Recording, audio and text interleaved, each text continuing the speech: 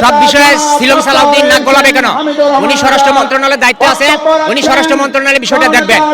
উনি সব বিষয়ে নাক গলাবেন কেন? জিয়া পরিবারকে ফেসিবাদে স্বৈরাচারী ট্যাগ লাগানোর জন্য একটা কুচক্রী মহল সংসদের ভিতরে এবং সংসদের বাইরে এবং বিএনপির মধ্যেই উঠে পড়ে লেগেছে। তো আমরা দেখতে পাচ্ছি আপনি সংসদে চুপচাপ বসে থাকেন, একটা কুচক্রী মহল আপনাকে হেয় প্রতিপন্ন করার জন্য, বিএনপির বদনাম করার জন্য, বিএনপিকে ফেসিবাদ স্বৈরাচারী ট্যাগ লাগানোর জন্য নির্লজ্জভাবে কাজ করে যাচ্ছে।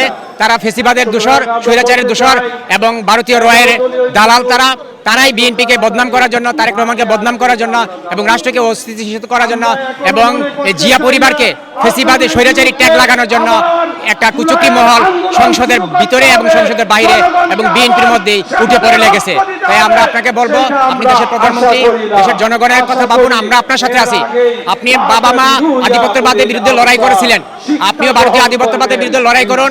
আপনি জনগণের ম্যান্ডেটের প্রতি সম্মান প্রদর্শন করুন, আমরা জনগণ আপনার পক্ষে আছি। কিন্তু আমরা দেখতে পাচ্ছি সালাউদ্দিন সাহেব, শিলং সালাউদ্দিন, যার উপাধি শিলং সালাউদ্দিন, আমার মনে হয় শিলং সালাউদ্দিন ভারতীয় রয়ের এজেন্ট। সংসদে উনি রয়ের কার্যক্রম পরিচালনা করার জন্য বসেছেন। আপনি চুপ থাকেন, উনি কথা বলে কিন্তু কেন? সব বিষয়ে শিলং সালাউদ্দিন নাক গলাবে কেন? উনি স্বরাষ্ট্র মন্ত্রণালয়ের দায়িত্বে আছে, উনি স্বরাষ্ট্র মন্ত্রণালয়ের বিষয়টা দেখবেন। উনি সব বিষয়ে নাক গলাবেন কেন? আপনি প্রধানমন্ত্রী, আপনি সব বিষয়ে নাক গলাবেন, আপনি সব বিষয়ে কথা বলবেন। কিন্তু এই যে রয়ের এজেন্ট শিলং সালাউদ্দিন, উনি রয়ের এজেন্ট হয়ে বাংলাদেশে প্রবেশ করেছে এবং ভারত উনাকে দীর্ঘ 13 বছর প্রশিক্ষণ দিয়ে এই বাংলাদেশের সংসদে পাঠিয়েছে। বাংলাদেশকে ভারতীয় আধিপত্যবাদ বিরাজ করার জন্য।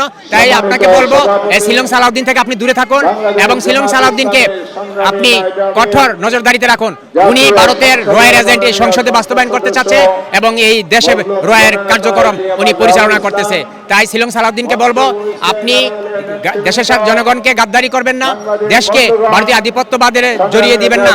আমরা জনগণ ফেসিবাদকে মানি নাই, মানবো না। আমরা ভারতীয় আধিপত্যবাদ মানি নাই আর মানবো না। ফেসিবাদ যেভাবে পালিয়ে গেছে, শিলং সালাউদ্দিন সাহেব আপনিও সেভাবে ইনশাল্লাহ আজ হোক কাল হোক পালিয়ে যাবেন। আমরা এই বাংলার মাটি থেকে আপনাকে উৎখাত করবই।